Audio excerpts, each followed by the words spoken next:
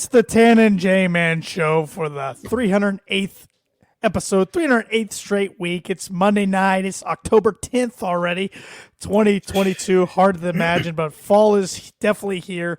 You can tell by the weather, I should say, even though it's been, today was about 70, like 75. Yeah. 75 and sunny here today. But it's, the fall Saturdays have definitely felt like college football Saturdays as of late. So. I tell you what, this past Saturday was maybe my favorite Saturday we've had all season so far. It was like 55 degrees, not a cloud in the sky.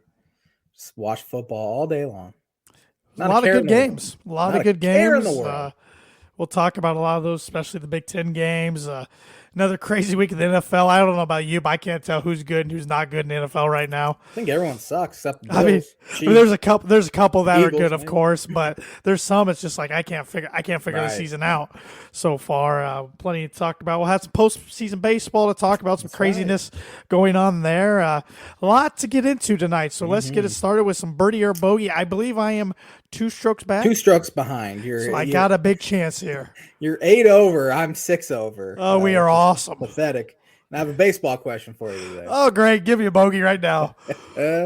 Justin Verlander's 1.75 ERA was the lowest among qualified MLB pitchers this season.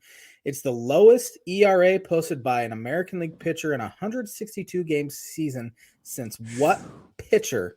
I will give you 2 hints. This guy obviously won the Cy Young. That's a gimme hint. But it has happened this century.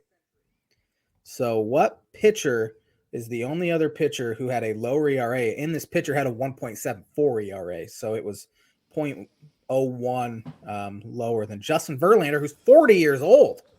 It's hard to believe he's that old. It's insane he's still putting up this kind of these kind of numbers. But Birdie Bogey brought to you by Noble Gnome LLC for fresh, locally grown, nutrient-dense produce from Bryce and Katie Romine of Mentone, Indiana. Like them on Facebook, follow them on Instagram, check out their website, noblegnomellc.com. Get your veggies. Yes, sir. Yes, sir. Well, let's why don't we get into the honest day real quick? Beautiful. Let's switch it up a little bit. I actually have it pulled up if you want me to do it. Yeah, you can roll with it. On this day in 1916, in Game 3, Charlie Ebbets becomes the first owner to raise the price of World Series grandstand seats to $5, which was up from $3. I would take a $5 World Series ticket now, please. Even 106 years later, I wonder what the value would be now. Maybe only $50. I don't know. I don't want to bring out the inflation calculator. On this day in 1920, Indian Bill Wamsgans makes first unassisted World Series triple play. I just wanted to say his last name. Huh. I wonder if there has been another one since. I can't think of another triple play. But maybe it has been because they probably would have worded it as the only. Probably. Not the first. This website has steered us wrong before. That's true. Its wording. So You're right. On this day in a lot of World Series back in the day. On this day in 1930, Hack Wilson, Chicago Cub, was named National League Most Valuable Player. He has a record that I think will never be broken. He had 191 RBIs. That's really a bad sports name, Hack, but good player. Well, he was a hack off the field because he died penniless. I remember reading that. He had nothing to his name because he was an alcoholic. So didn't go well for him after his playing days were over. Well, there you go. Sorry to turn this show morbid, but that's what you do. It is what I do. On this day in 1945, Baseball World Series, the Tigers beat the Cubs 9-8 at Wrigley Field to clinch the series 4-3. And that was the last time they were to the World Series till 2016, right? Yep, that is when the guy tried to bring a billy goat into Wrigley Field. Stinking goat. On this day in 1951, the New York Yankees beat the New York Giants 4-3 at Yankee Stadium for a 4-2 series victory. Can you name the MVP? 51? Mm-hmm. Yogi Berra. Very good guess. Phil Rizzuto, shortstop. Yankees won on this day in 1956. Yogi Berra hit 2 homers. He was probably the MVP. I was going to guess him again. They did not have an MVP for that one. On this day in Let's see.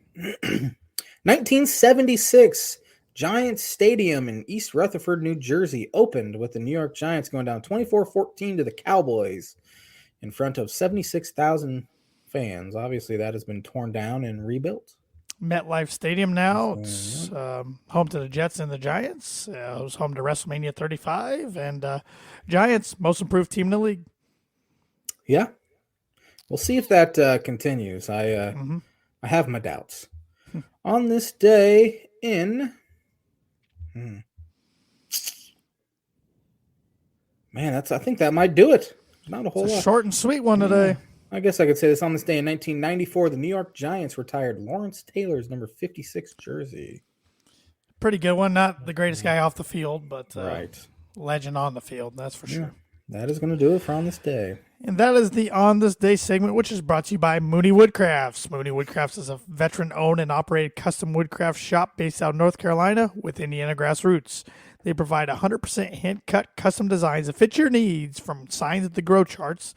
Their custom pieces make a great addition to any home, office, or man cave. To see some of their recently completed projects, visit them on Instagram and on Facebook at Mooney Woodcrafts.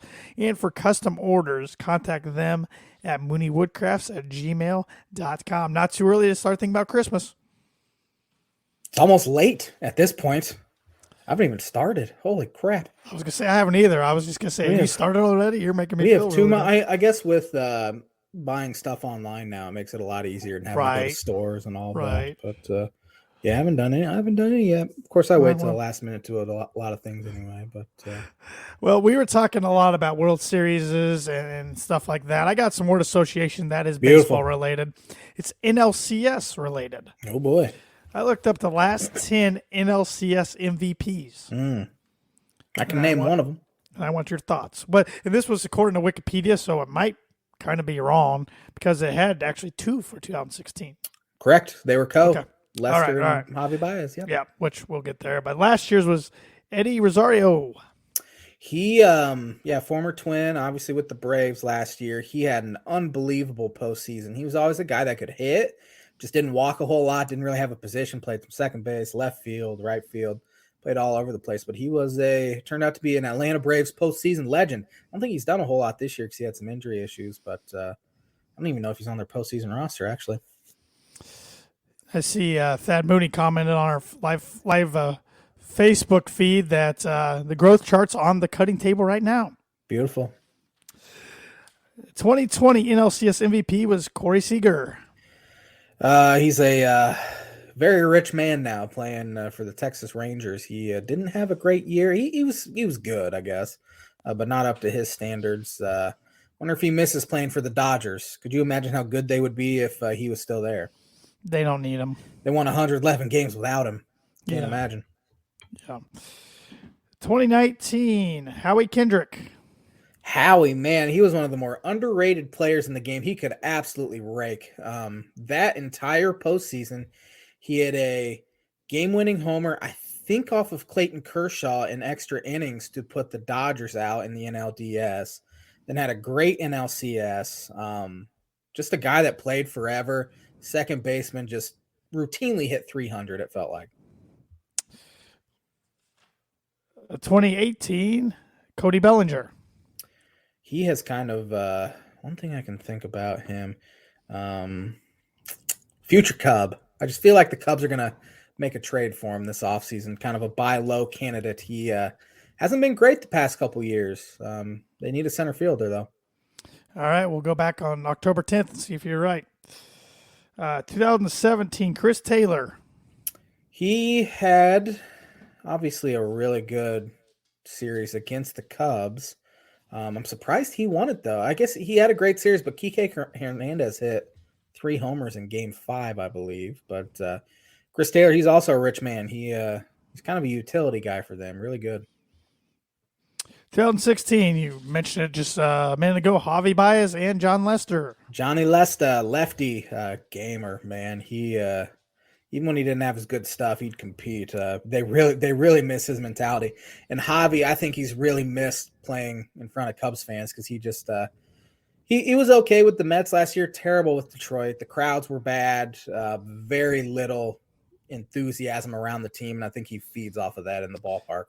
I forgot a co-one from 2017, Justin Turner.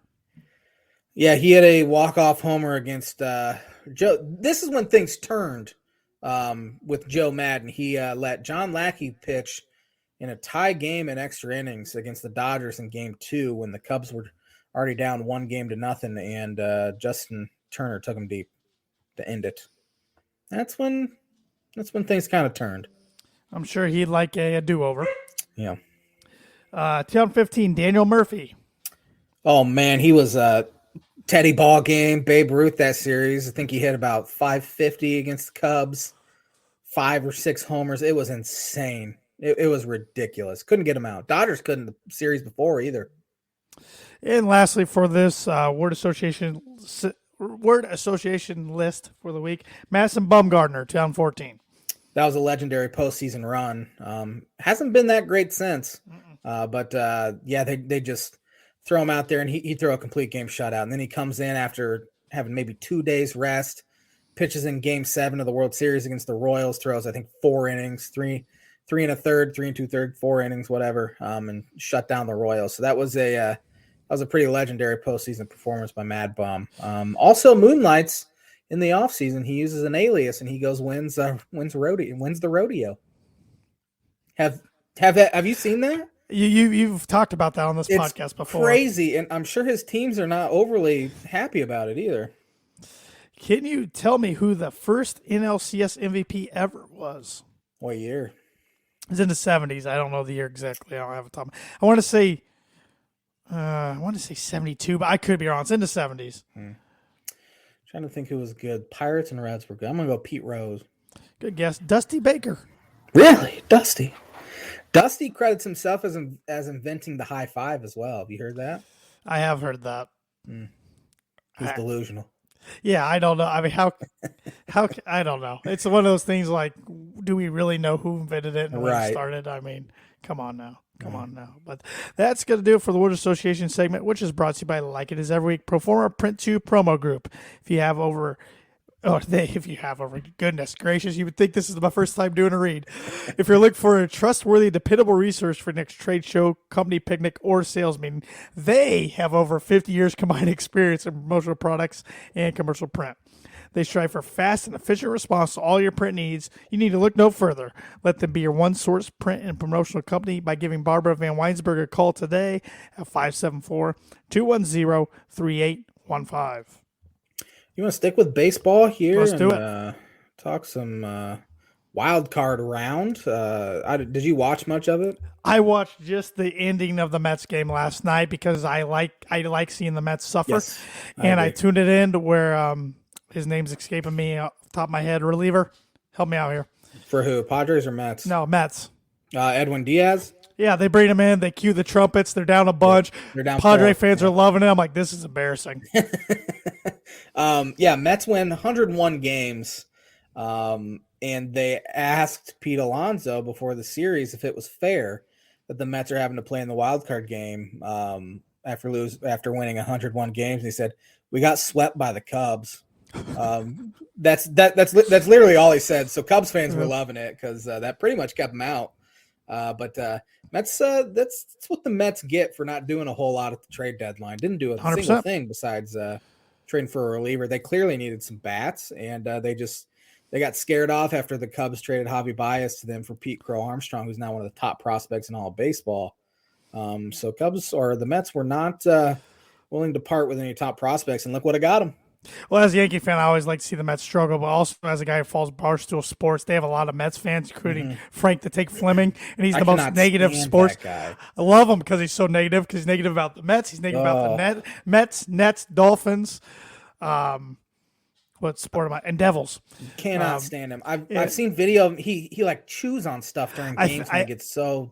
I think he's got a condition. I want to say that makes him do that, but yes, he gets paid a lot of money to do what he does at his brand. But yeah, he's convinced the Mets aren't making the playoffs next decade. It's just hilarious. I just go and look at his Twitter feed and I laugh.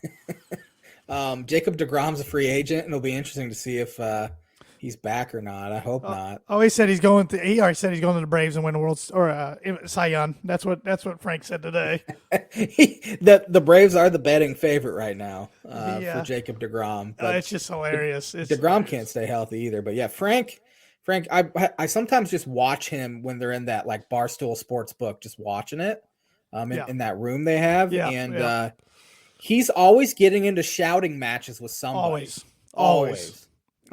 It doesn't even look like they're having fun in there. Which why would you do it if you're not having fun in there? He did go to the Dolphin Jet game yesterday. I saw Big Cat bought him tickets. Yeah.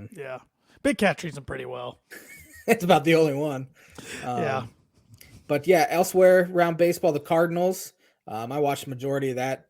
Ended up being you're heartbroken. 2-game series. I was heartbroken to see Yadier Molina's career end. And Pujols. And Poole. I always kind of like Pujols, but Cardinals fizzled out. Couldn't score any runs against it was a decent Phillies pitching staff. But Phillies outplayed them. I mean, Cardinals were up 2-0 in the ninth inning in game one, and the Phillies ended up scoring 6 runs without a homer as well, because the Phillies are one of the more dominant, or their runs are mainly dominated by the home run. They can't really produce runs without the home run, and they found a way to do it against the Cardinals. So the Cardinals are gone. Mets are gone. 2 of my least favorite teams left. Now I just need the Yankees and Dodgers out of there, and I'll be all right. Cleveland. Go ahead. How would you feel being a Blue Jay fan today? Oh Lord. Up 8-1 in the 6th inning, and the Mariners come storming back. The Mariners are the team I'm rooting for. They're a fun team to watch. Cool story. Haven't been there since 2001. Bunch of young players too. They should be good for years to come. I have one of the more exciting players in all of baseball. He's only 21 years old, Julio Rodriguez. But yeah, that's a really bad one for the Blue Jays, because it kind of feels like they're squandering this young core they have a little bit. I got put out early last year, put out early this year. They obviously need to do something. And that was one of your bold predictions for 2022 was Toronto win the World Series. So got to highlight that one in red now. Yep, story of my life. Bold prediction. You went bold. At least they made it to the playoffs. I guess. True. That's true. The Cleveland Guardians took care of the Tampa Bay Rays. That was a pitcher's dream. Guardian. I'm so close to calling them the Indians. You're doing good. The Guardian. ESPN actually had Indians up there at one point. Well, yesterday it was NFL Network or Red Zone or something. They called the Commanders the Redskins. Like that was 3 years ago. I was gonna say I'd find myself calling them the football team, right? The Redskins. Yep. But pitching dominant series, Guardians won 2-1 game one, and then in a 15-inning game in game two on Saturday, it was 0-0 in the 15th inning, and the Guardians finally hit a walk-off homer. So they advance. Great pitching staff. Youngest team in baseball, too, and they ended up making the postseason. It's kind of a surprise. Now they travel to New York to start a 5-game set against the Yankees, which that'll be a good one. Yankees will have too much firepower for the Guardians, in my opinion. But Seattle and Houston playing obviously division rivals. Houston finished 16 games above the Mariners in the regular season, but Mariners are hot. But no one's talking about the Astros, and I think a lot of that has to do with the scandal from the previous years.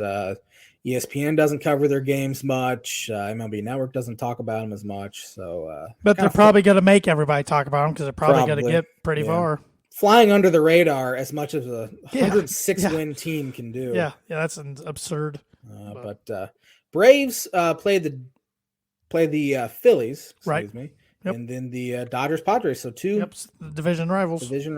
That's who the Padres wanted. They were talking. They want them. So here you go. You got them. The Dodgers won, I think, 75% of their games against the Padres this year. Padres are playing some good baseball right now, though. Without Tatis, without Tatis this whole time. Yeah, which I assume he'll be back, but man, that was such an idiotic suspension he had after missing the whole year anyway. But yeah, Dodgers finished 22 games above the Padres. Braves finished 14 games above the Phillies. So quite the discrepancy there. But I ultimately think the Dodgers will probably end up should end up getting out of the NLDS, but I'm going for the Padres. It's probably going to be a Braves-Dodgers rematch, I imagine. I'm taking the Yankees-Astros. I think you're right. I think you're right. The 4 top teams in each league, or the 2 top teams in each league, will face each other. So I think that's what Major League Baseball would like as well. I think you're right.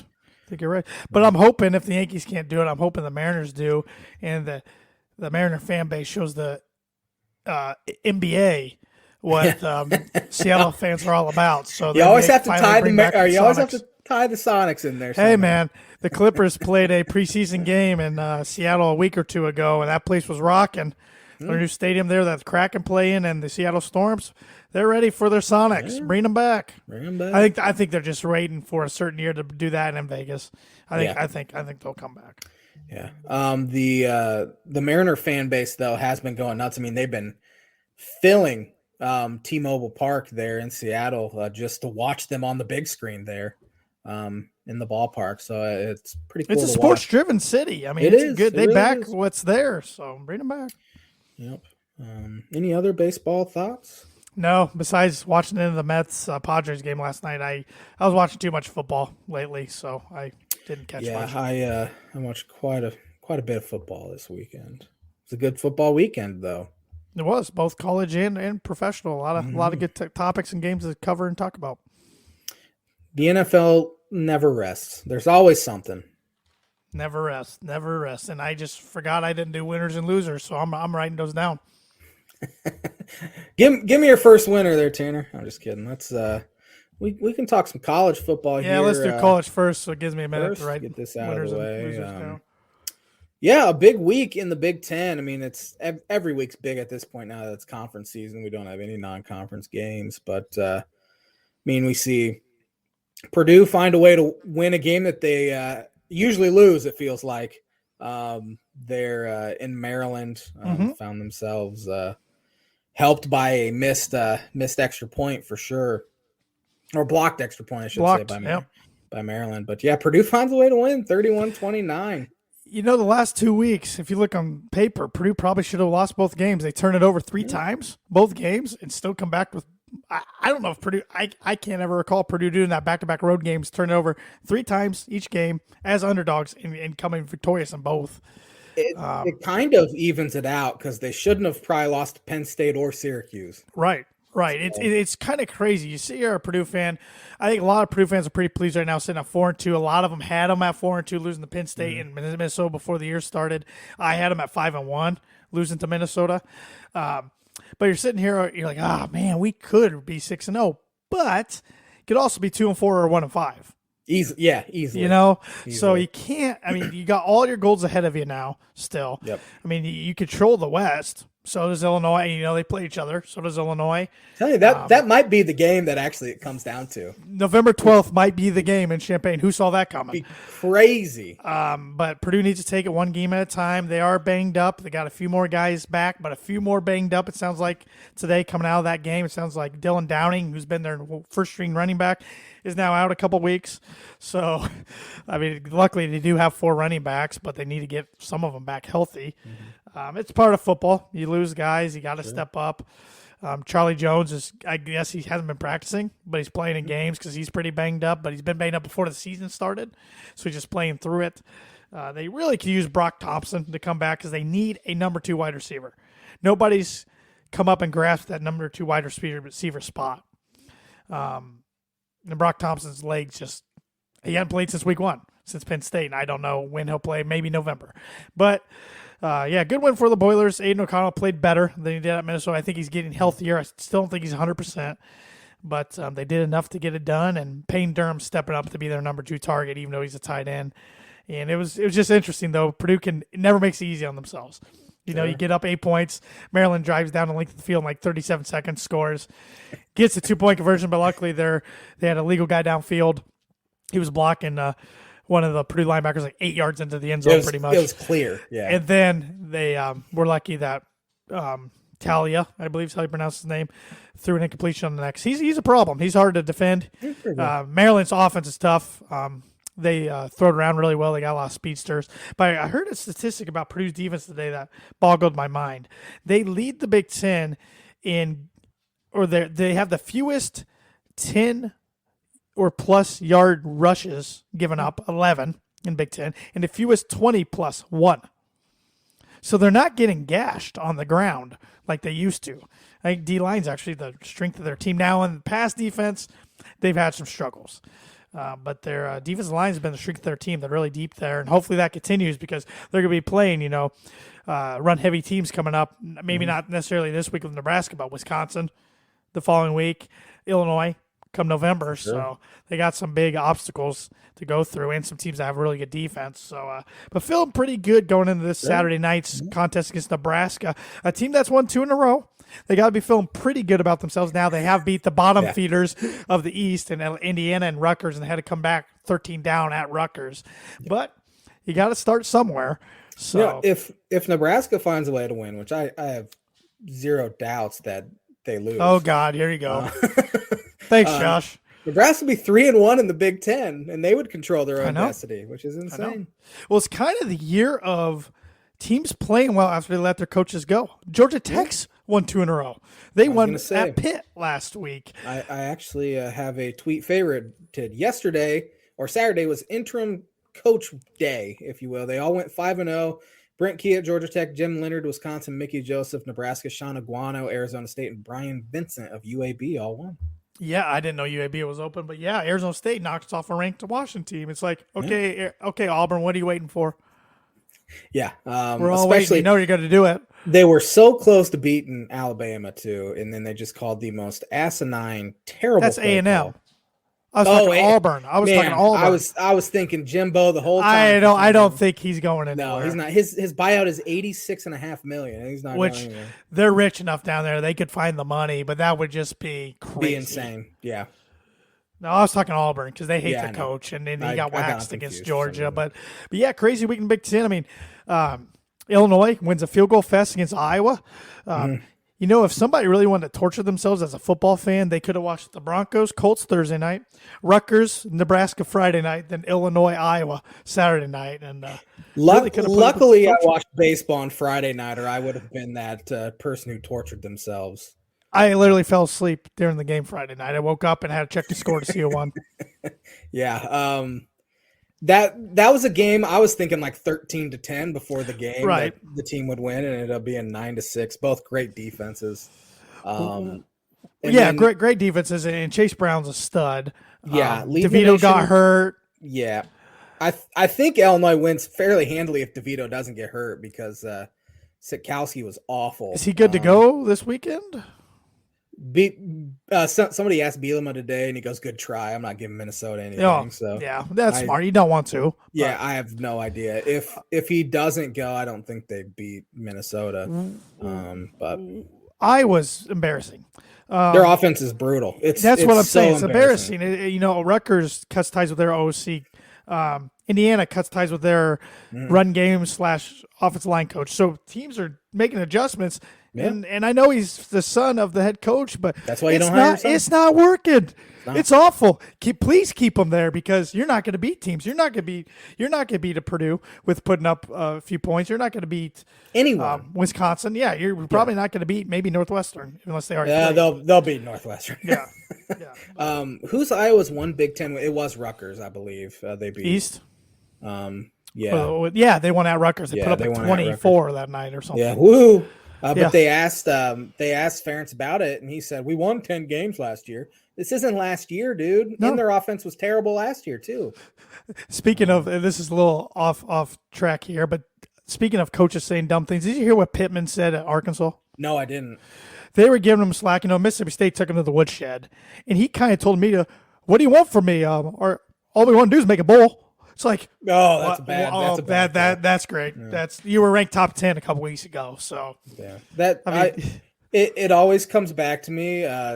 Timmy Beckman when they played at Washington, he goes, "You take out 3 plays and we're right in it." Yeah, well, they scored on those 3 plays and ended up losing 41-10. So you take out 3 plays, we're right in it. Got to watch the tape. Daryl Hazel, after you lose by 50, you got to watch the tape. Yeah. But yeah, Iowa's offense is terrible. And honestly, they only scored 3 legitimate points because one of them, Illinois, fumbled at their own 5-yard line and Iowa picked it up. But Illinois' defense continues to look like one of the best in the country. They number 4, Johnny Newton for them, defensive tackle, leads the nation in quarterback hurries. He has 31 quarterback pressures through 6 games, which is a lot. But Chase Brown, 146 yards rushing against great Iowa defense when Illinois had 0 passing game.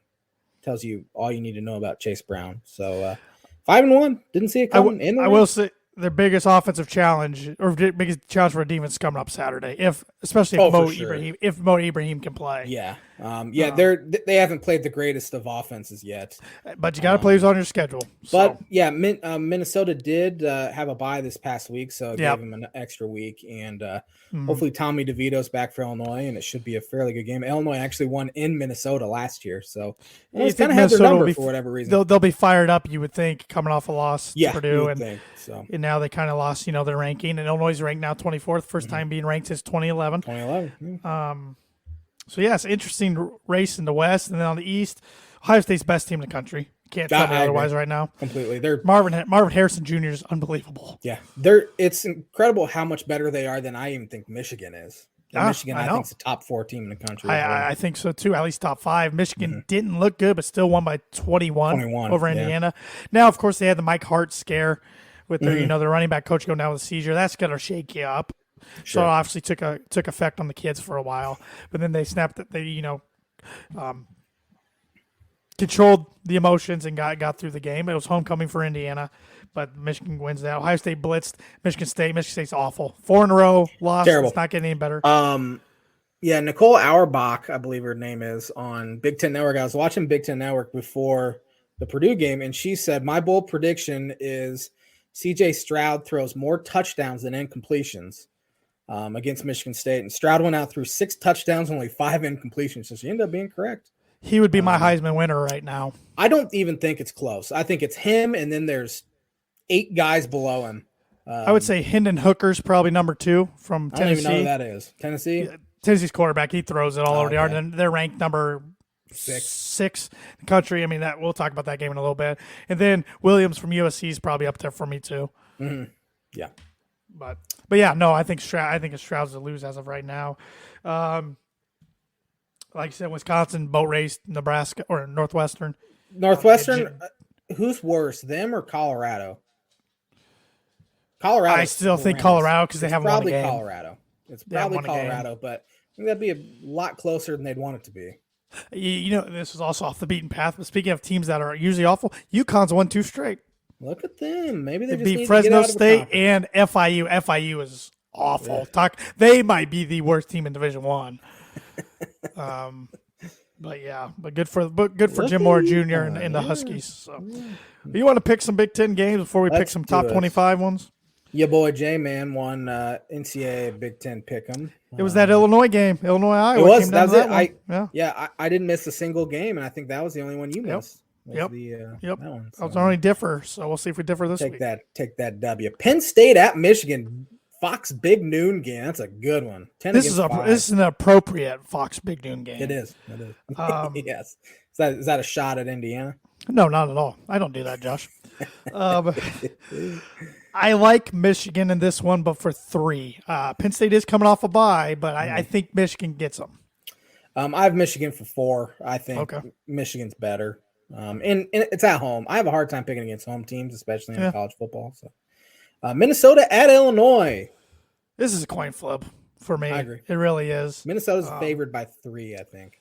But I'm taking the Illini for a point. It all depends on who's starting at quarterback for Illinois. I am taking Illinois with the assumption DeVito is going to be okay, but only for 2. I think it'll be another low-scoring one. Illinois is going to have to find a way to throw the ball somehow. And maybe if Sitkowski does start, he will have a full week. True. Of practice, so that should help because the game plan with him in the game was awful, and you could tell the offensive coordinator just wasn't. Obviously, you don't anticipate having to go with your backup much, so hopefully it'll be better. The tough thing about playing against Minnesota is the RPOs. That's what they like to run. Yeah. It's tough to defend. It'll definitely be a test for Illinois. They have, I think it's 4 straight games allowing less than 100 yards rushing and 0 rushing touchdowns, which is the 5th longest, or it's tied for the 3rd longest streak in the playoff era. So It's pretty good. If Ibrahim's back, that'll obviously be much bigger challenge. Maryland at Indiana. Maryland for 5, and I just don't think IU's good. I know I'm a Purdue fan. I'm sorry. I don't think they're good. I have Maryland for 3. I think they win, but not as confident in that one. Yeah. Wisconsin at Michigan State. I got Wisconsin, but for 2. I mean, they looked inspired. They played like Wisconsin. We thought they were going to play. Graham Mertz was actually getting out of the pocket and looking like Graham Mertz of week 1, 2020 against Illinois, the COVID year. We'll see if that carries over. Michigan State's desperate. They really, really need this one. Yeah. If they lose this one, they're not making a bowl. That'll be 5 losses already. I think, 5 straight. But I think Wisconsin's better, and I think they crush Michigan, or not crush Michigan State, but crush Michigan State's soul, and Wisconsin for 2. Michigan State has the worst pass defense in the country. And I think Mertz slings the rock. I have Wisconsin, but only for 1. Okay. Nebraska at Purdue under the lights. Yeah, Boilers are 11-point favorite, I believe. I thought they'd be a touchdown, so that kind of surprises me. Nebraska's offense worries me a little bit. Casey Thompson could be a problem, but Nebraska's defensive backs are not good. They might be the worst in the Big Ten, and Purdue likes to sling the rock. I think Nebraska's 2 cornerbacks. One's a true freshman and one's 25 years old, I believe. You put them together and it makes a 22-year-old. Exactly. It's Under the Lights, 7:30, Big Ten Network. Sold out. It's been sold out for months. That is thanks in part to Nebraska fans. They travel well. I will give them that. They love their Nebraska football because there's nothing else to do in that state. I'm taking the Boilers for 4. I feel pretty good about this one. I have Purdue for 5. I hate you. I hate when you do that. Nebraska's terrible. Their defense is terrible. Purdue's defense has played really well outside of the first outside 2 minutes. The first and last drive Maryland had were bad, but other than that, they're great in between. The Purdue's defense has been bad in the last 2 minutes of each half, like every game this year. Take those out. Right before the half, that was that was all. I guess there was some frustration from players. I don't know if it's players yelling at players or what at halftime. Jeff Brom kind of alluded to it, that they got everybody calmed down at halftime, because I think Corey Trice thought there was somebody behind him to pick up his own coverage, and there was absolutely nobody. But that stuff happens. Part of the game. You got to communicate. He also shouldn't have been dragged 20 yards to the end zone. Just tackle him. Don't go for the ball. I was talking to my dad today. That's a huge thing I'm seeing around college football is guys trying to strip the ball when you can just you've already got beat. Just take them down. Stop trying to strip the ball because they're going to drag it another 10 yards. So, Auburn at Ole Miss. Ole Miss. I don't even know what the spread is. Auburn stinks. 15. Ole Miss and Brian Harsin gets fired on Monday. Yeah, Ole Miss had a little scare from Vanderbilt for a little bit. Did they? But then they woke up in the midway through the third. But I was like, Vandy, man. Number 19, Kansas, who hosted game day and lost, travels to Norman, Oklahoma. Nebraska, same colors. Oklahoma is not good. I took Oklahoma in that Red River rivalry, and they got blanked. Their defensive backs stink. I heard from somebody that works at Barstool was talking to a Kansas State guy, and he was talking to his former teammates, and he said during their game, or not TCU guys, not Kansas State. I'm getting my colors mixed up. TCU guys were saying when they beat Oklahoma last week that they thought Oklahoma guys were quitting. No. Like on the field, like they just weren't trying, didn't care. So Venables not going so well year one, 3 straight losses. Defensive coach when they're giving up 49. But with all that said, TCU handed Kansas their first loss of the season. I think Oklahoma gets them. I do. I agree. I think Kansas' story is a great story. They're going to be bowl eligible eventually, Maybe. but Oklahoma gets this one done. It would not surprise me if Kansas loses out and goes 5-7. That's just the year. It's still a heck of a season compared to what they heck usually of a do. season for Kansas football. They should get bowl eligible, but Oklahoma 7.5 point favorites. Give me Oklahoma at home. Disappointing Iowa State. Matt Campbell should have jumped at the opportunity when he had one. Yep. Now he's not going to have many. Traveling to 22 Texas. Yeah, they can't score. Iowa State can't. I was watching a little bit of that Kansas State game the other day, and credit Kansas State, they're having a really good season. But Iowa State can't score. Quinn Ewers is the real deal. Mm-hmm. And B. John Robinson's the real deal. Texas is back. I will say I don't think they're the best in the Big 12, but they're back being respectable. Give me the Longhorns. Yeah, give me Texas as well. The game of the week, number 3, Alabama at number 6, Tennessee. Yeah, this is a big one. Tennessee went down to the Baton Rouge and missed that one. I picked LSU and gave Brian Kelly a butt whooping. Hitting the Hookers got to put up some points. They need Bryce Young to play this game if he can. If not, Milrow, I believe his name. He struggled a little bit against Texas A&M. I'm still going Bama, though. I don't know. I just feel like they've had 2 games they should have slipped up, probably Texas and Texas A&M, which Texas A&M has this weird voodoo about them where they play Alabama really well.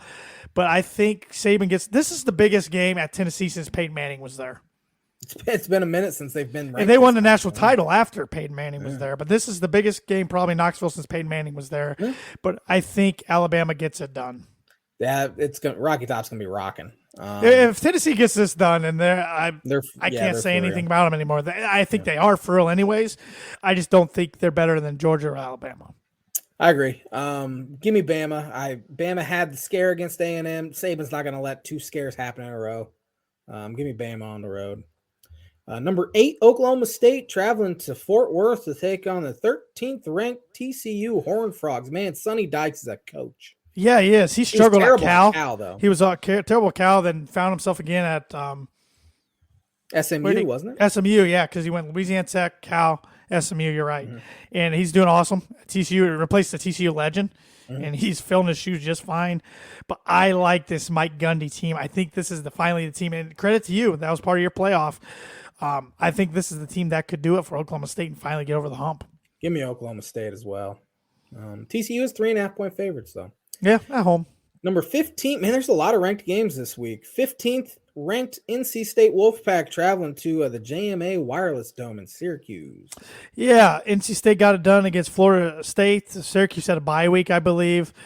I know Syracuse beat Purdue, and maybe I'm still a little peeved about that, but I think they are frauds sitting there in the top 20. Give me NC State, but in a close one. Give me Syracuse. The magic of the Carrier Dome, as I'm still going to call it. Yeah. Number 16, Mississippi State at number 22, Kentucky. If there was a Big Ten team at 4-2, 1-2 in conference, you think they'd still be ranked like Kentucky? Absolutely not. Absolutely not. Kentucky can't. Their starting quarterback Levis was hurt last week, but even when he's in, he hasn't been playing well. Mike Leach has the boys down there, and I forget what town they're from down there in Mississippi State. Starkville, Mississippi. He's got them playing well. Their quarterback's names escape me off the top of my head. He's been phenomenal for him this year. Give me the Bulldogs. Yeah, I agree. Last top 25 matchup here before we pick Notre Dame. Which do you want to just pick Notre Dame? Stanford at Notre Dame. Notre Dame's winning that game. They're 17-point favorites. It looks like they've turned the corner, unfortunately. Defense played really well against BYU. BYU kind of came back and gave them a scare. I think Notre Dame's more of a defensive team. I don't see a lot of their offense. This was really the first time I've sit down and watched a full Notre Dame game. I think their backup quarterback is doing fine. I mean, he seems to be a serviceable quarterback. Give the ball to Michael Mayer, but if you shut down Michael Mayer, you pretty much shut down their offense. That's what I was seeing the other night, at least. But Notre Dame's defense is good. Stanford's bad. David Shaw should have left. He should. Notre Dame's going to win out besides Clemson and USC and end up being 8-4, like I predicted. But I didn't have those games. But yeah. Speaking of USC, number 7 USC traveling to number 20 Utah. Yeah, Utah lost UCLA. It's undefeated UCLA. Look at old Chipper. Yeah. You know, he got that Big Ten news, got him fired up. Big Ten's got to be grinning. USC and UCLA playing this good. How good they are. 2 years out. But Kyle Whittingham, I like him a lot for Utah, but I compare him to Oklahoma State's Mike Gundy. Good program, just can't get over the hump. Give me USC. Oh, he used to say about Dabo, too. That's true. He finally did. So that's true. Give me Utah. And I think Utah's favorite, actually. The favorite wins. But, any other college football? I don't think so. It's got to be another fun week. Really good week on paper with all those ranked matchups. Moving on to the NFL, 3 winners, 3 losers. I'm still trying to fill out my list here, so why don't you go out? My first winner, start us. New York Giants, New York football. I'll agree with that one. I'll have them on the list. To beat the Packers for one. They were down, I think it was 20-10 at halftime, and the only points Green Bay scored in the second half was on a last-second safety, which helped the Giants punt it away deep and end up winning. Defense playing well. Daniel Jones playing the best football of his career. Saquon Barkley's playing the best football he's played since probably his rookie year or second year. Brian Daboll, coach of the year right now. Season ended today. Yeah, you can't really argue that. I don't think. I'll do my number 2 winner, Dallas Cowboys. They're my number 2 as well. Cooper Rush is undefeated right now. I keep thinking, they're gonna wake up. Their defense is phenomenal right now. Yeah. Just phenomenal. Dan Quinn, defense, man. He's calling some good plays, and everything's good in Jerry's world for now.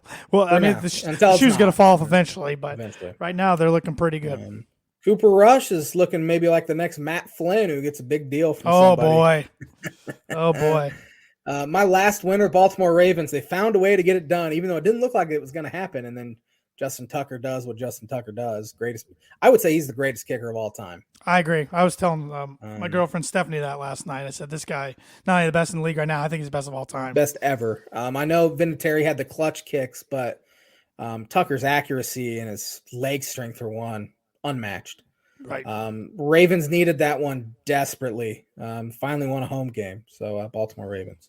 They definitely needed that one big time. Losers. Jacksonville Jaguars. Yep, they're on my list. This division is yours right now early on, and it's terrible.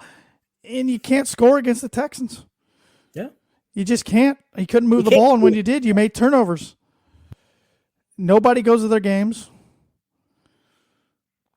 Titans are winning the division by default right now, and they darn near lost the Commanders. That would have happened. The Colts would have been sitting in the driver's seat right now.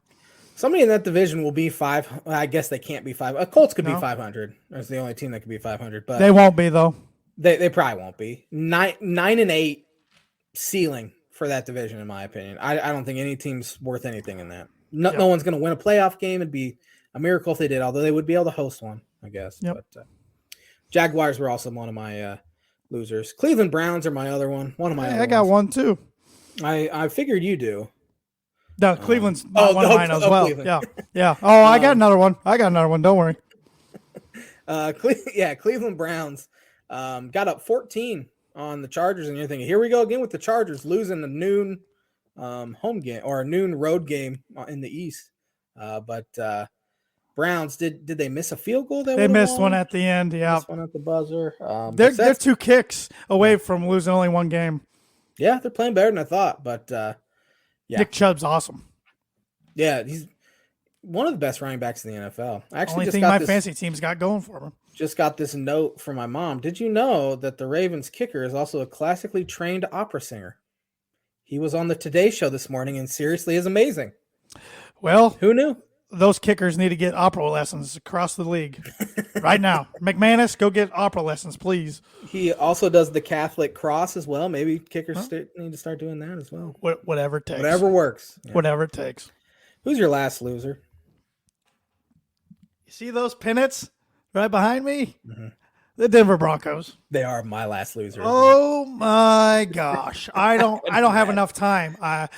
A guy who helps us here on the IC Sports Network works for him and helps get our socials together with the preview. Derek Schultz asked me if all 60 minutes were going to be used to talk about Russell Wilson's contract. I said I could easily do that, but I'm not going to bore everybody with that. But, oh, my goodness. Mm-hmm. One of the, if not the ugliest game I've ever seen in my life Thursday night. I agree. Especially, I can't imagine being a fan of either team, but as being an impartial viewer, I watched the entire thing, don't get me wrong, because it's football. But ugly. I thought Denver's defense played really good. I mean, Colts offense is not good all year. Denver's defense played their defense is playing good. Guys keep dropping like flies, but they keep having guys like Brandon Browning coming up. He was awesome and playing well.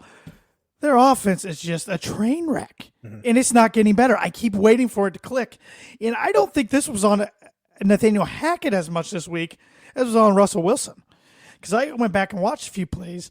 Denver had guys wide open multiple times, and Russell's just not looking at them. Including the last play of the game. Oh, turn your head right. KJ Hamler's right there. And he threw. He shouldn't have acted like a baby, but he had right to throw his helmet down because he was so wide open twice on that route.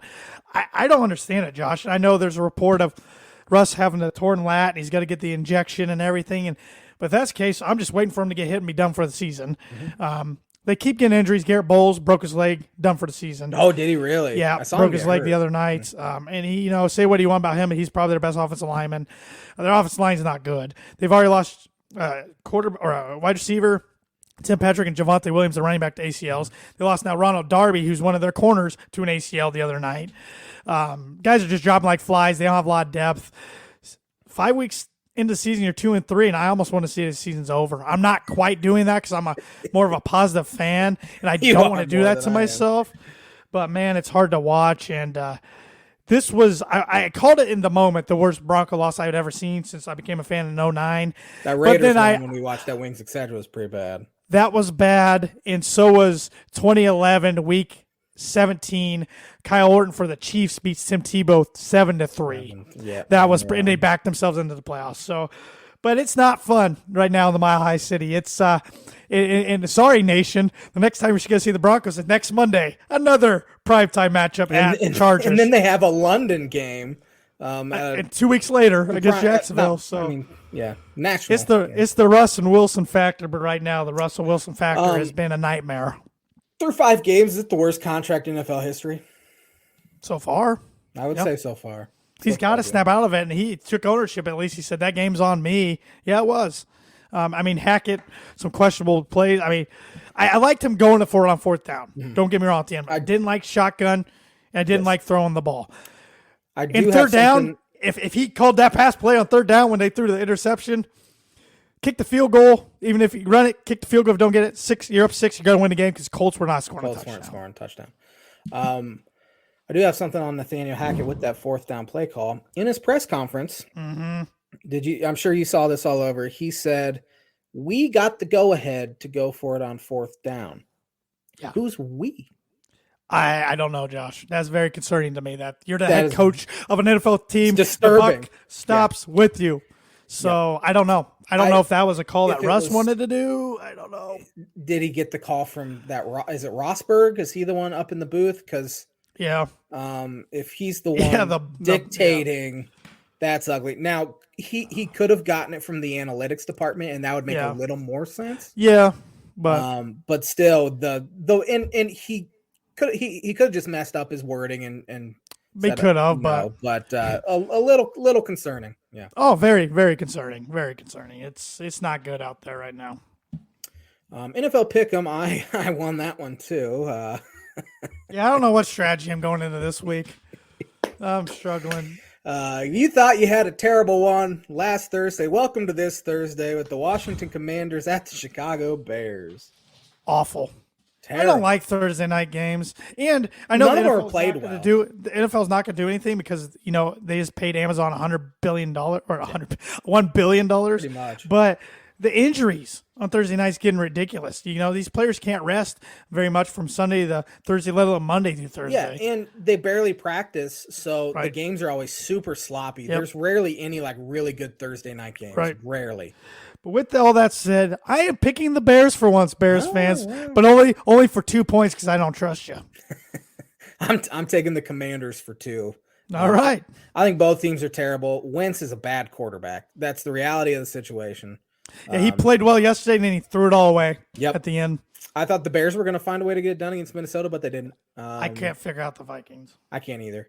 San Francisco 49ers at the Atlanta Falcons. I got the Niners for 13. I think they're starting to play better. I do too, unfortunately. I have the Niners for 7. I think they're quite a bit better than Atlanta. New England at Cleveland. Tough one to pick here, but I'm going with the Brownies for 6. I have the Browns for 4. Bailey Zapp, if he gets another start, I honestly think he's played better than Mac Jones has so far. But yeah, Browns for 4. The Lions are awful. I know they're on a bye this week. They are. Yeah, they're terrible. They need to get rid of Campbell. It's time. You can't go for it on 4th down every time. I mean, it's not working. Yeah. New York Jets at the Green Bay Packers. Packers for 11. I have the Packers for 14. Jets, they're 3-2. Not a good football team. That's just the reality of the situation. They should have, honestly, you look at the score yesterday and it ended up being 41-17 or something. Dolphins with their 3rd string quarterback had the ball down 2 and they missed a 50-yard 54-yard field goal that would have given the lead with 9 minutes left. Right. And it just kind of spiraled. I don't think the Jets. I'm not buying the Jets at all. Well, if the Packers lose back-to-back games, and it's panic concerning. mode. Yeah. Jacksonville Jaguars at the Indianapolis Colts. A coin flip game, really, for me here. The Colts should be frustrated, but they should have been frustrated last year when they lost to Jacksonville, and they weren't, and then they got their doors blown off. But I don't know why. Maybe it's because I watched the whole Colts game Thursday night. But I'm taking the Jaguars for 5. I have the Colts for 8. I just think the Lucas Oil effect. Yeah, they're better at home. That matters, but especially after Jacksonville losing to Houston, looking just horrendous doing it. Colts didn't look much better in a win, but just think Colts are a little better. Okay. Minnesota Vikings at the Miami Dolphins. Another coin flip. For sure, especially quarterback situation. I'm taking the Vikings for 3. Can't figure out this team, but I don't know what I'm going to see out of Miami with the quarterback. That's the reason if Tua was playing, I'd take Miami, but I don't know. No idea who's going to. It's not going to be Tua. Could theoretically start, but it's not going to be Tua. This is one of those, I'm going under the assumption Teddy Bridgewater starts. I'm taking the Dolphins for 3. Dolphins pass defense has been 31st in the NFL this year. They're really missing Byron Jones, Xavier Howard. They can't blitz as much as they used to because they used to just leave those guys on islands and it worked. They're getting torched in the secondary because they're starting a undrafted rookie out of Texas A&M Commerce on one side, an undrafted player, Nick Needham, on the other side, who's used to playing in the slot. It's looked ugly so far. If Xavier Howard's not back, they will get murdered by Justin Jefferson on Sunday. But at home, Dolphins have been good at home over the past couple of years. Give me the Dolphins for 3. If Teddy starts, if Skylar Thompson starts, I would take the Vikings for 16 or 14. Teddy, the scary thing about him, if that was actually a concussion, he missed the last 3 weeks last year with a concussion. That's the scary part. This whole dumb thing that the NFL is doing with that ataxia or whatever it is. Yeah. They showed video of Teddy after he got hit. He got up, gave a thumbs up, no stumble at all. And the guy still, I saw him stumbling. Yeah. So what happens if Josh Allen gets hit really hard, gets up, his shoes untied, and he steps on his shoelace and trips? Nope, we're going to pull him. The NFL's not going to pull Josh Allen or Patrick Mahomes. Or Tom Brady. They always go so far past where they need to and then scale it back after a few weeks when people are whining and complaining about it. It's ridiculous. How about that roughing the passer call on Brady yesterday? They said Tua had nothing to do with that, but the Tua thing, it looked almost identical hits. It did, but Jerome Boger's an idiot. So fired up. Bengals at New Orleans Saints. Give me the Bengals for 9. I have the Bengals for 9 as well. Baltimore Ravens at the New York Giants. I got the G-Men for 7. I have the Ravens for 11. Part of my strategy. I'm going against Baltimore. I'm not. I don't trust either New York team. Tampa Bay Bucks at the horrendous Pittsburgh Steelers. Got the Bucks for 12. I have the Bucks for 10. Carolina Panthers starting P.J. Walker this week at quarterback at the L.A. Rams. Rams look terrible as well. Matt Rule got fired today. He'll probably be back in the college ranks next year. Maybe Auburn, maybe Nebraska. Give me the Rams for 14. I keep putting big points on them. They keep letting me down, but Carolina's done. Dunzo. Rams for 13, and I think the Rams aren't very good either. Arizona Cardinals at the Seattle Seahawks. Cardinals for 8. I have the Seahawks for 5. I don't think Seahawks are good, but I also don't think the Cardinals are very good. Buffalo Bills at the Kansas City Chiefs. Awesome game. Surprised not prime time, but the Sunday night game is actually a good one for once. With the NFC East. We hate the NFC East, but the NFC East is a good division this year. Yeah. Chiefs for 1. I have the Bills for 1. So, Dallas Cowboys at the Philadelphia Eagles Sunday night. Yeah, normally we're complaining about this, but this is a big time matchup. Should be a good game. Give me the Eagles for 4. I have the Eagles for 6, regardless of who starts at quarterback for Cowboys. Denver Broncos at the LA Chargers. Chargers for 11. And I think Staley's been awful coaching this year too. This is the type of game, it seems like whatever the past 6 years, Broncos are in a terrible stretch, not very good, and they go to play the Chargers and they beat them on the road. That's true. However, I'm taking the Chargers for 12 just after watching the Broncos offense here. That's the only AFC West opponent they can beat The Raiders dominate them. The Chiefs absolutely dominate them. But the Chargers, no matter how bad the Broncos are, they usually split. Yeah. It's weird. Actually, this will be the J-Man's Book Bridges of the Week because I haven't done it yet. The Bills will win in Kansas City. There it is. J-Man's Book Bridges of the Week, brought to you by Indian Farm Bureau Insurance and Travis Watching, Life, Home, Auto, Business, Renters, Workers' Comp, Farm Insurance. Contact Travis 309-869-4561. This episode is also brought to you by The Damn Landing, with an epic burger, hand-tossed pizza, hamburger, Channel seafood, craft beer, or a handcrafted cocktail. Go to The Damn Landing. It's bar and grill located on beautiful Lake Manitou, beautiful views, great beer, great drinks, great food. Go Great get yourself people. some food. Great people as well. Birdie Bogey here real quick. I forgot the questions. So this isn't good. Justin Verlander had the lowest ERA in the major leagues for a qualified pitcher this year. It's the lowest ERA posted by an American League pitcher in a 162-game season since what pitcher who did win a Cy Young, and it happened this century? I don't think this is right, but I'm certain this isn't right, but Pedro Martinez? You find yourself a stroke back. Birdie? You got a birdie. I almost went Clemens. I was between Clemens and Pedro. Pedro had a 1.74 ERA in 2000. Let's go. Man, you're coming back, man. I think I was just that. 4 strokes up on you, too. I needed that. We're going to be tied next week. Thanks for watching the Tan and J-Man Show live on the ISC Sports Network. We'll be back at it next Monday with another episode. Have a fantastic week, everybody.